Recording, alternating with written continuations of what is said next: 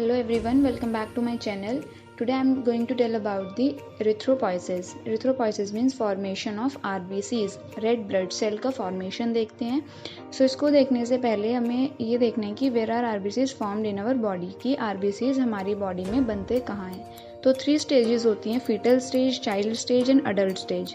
सो जो fetal stage है, fetal stage होती है जब बेबी मदर की वूम में होता है, 9 मंथ के लिए होता है. सो जो 3 मंथ्स है, 3 into 3 9, तो 3 मंथ्स अलग अलग जगह पे आरबीसीज की फॉर्मेशन होती है. फर्स्ट 3 मंथ मेसोडर्म में फॉर्म होंगे, आरबीसीज की फॉर्मेशन मेसोडर्म में होगी. एंड सेकेंड 3 मंथ लिवर में होती है बेबी के. सो जो लास्ट के 3 मंथ्स होते हैं उसमें बेबी के स्प्लीन में आरबीसीज की प्रोडक्शन होती है. सेकेंड आते हैं चाइल्ड स्टेज में. चाइल्ड स्टेज लगा लेते हैं 20 ईयर्स तक. सो जो 20 ईयर्स तक के लोग होते हैं उनमें आरबीसीज की प्रोडक्शन बोन मैरो में होती है. हमारी बॉडी में जितनी भी बोन्स है उसकी मैरो के अंदर आरबीसीज की प्रोडक्शन होती है. बोन मैरो होता है बोन के सेंटर का पार्ट, बिल्कुल सेंटर में, उसको बोन मैरो बोलते हैं. लिवर में होती है एंड स्प्लीन में होती है. अब आते हैं अडल्ट स्टेज पे. अडल्ट स्टेज 20 ईयर्स के बाद, आफ्टर 20 ईयर्स. तो बोन मैरो, अब कुछ बोन्स होंगी जिनकी मैरो में आरबीसीज की प्रोडक्शन होती है. 20 ईयर्स तक तो ऑल बोन्स, जो हमारी बॉडी में जितनी भी बोन्स हैं सब बोन मैरो में प्रोडक्शन होगी, सबकी बोन्स की मैरो में प्रोडक्शन होगी आरबीसीज की. बट अडल्ट स्टेज में क्या होता है, कुछ बोन्स के अंदर ही फॉर्मेशन होती है आरबीसीज. अब देखते हैं स्टेजेस.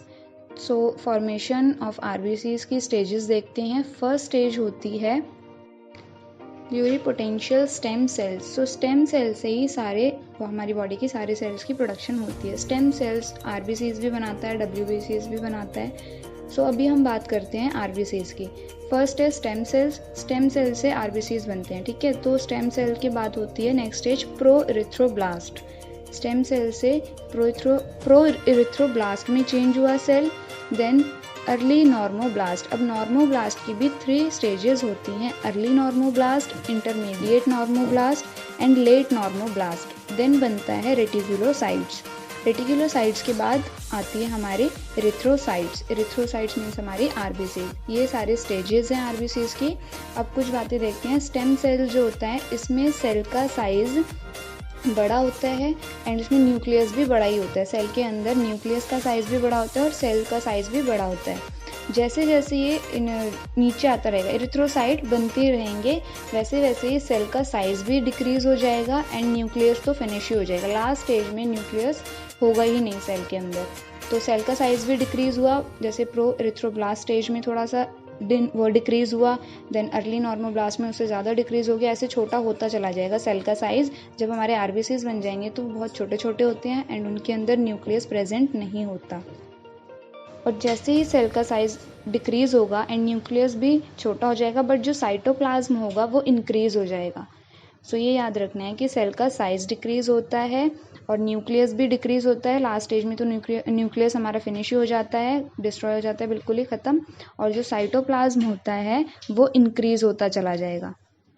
एंड अब देखते हैं नेचर. सो जो नेचर होता है सेल का, बेसोफिलिक होगा या तो एसिडोफिलिक होगा, 2 ही नेचर होते हैं. नहीं वैसे ठीक है, बेसोफिलिक एंड एसिडोफिलिक.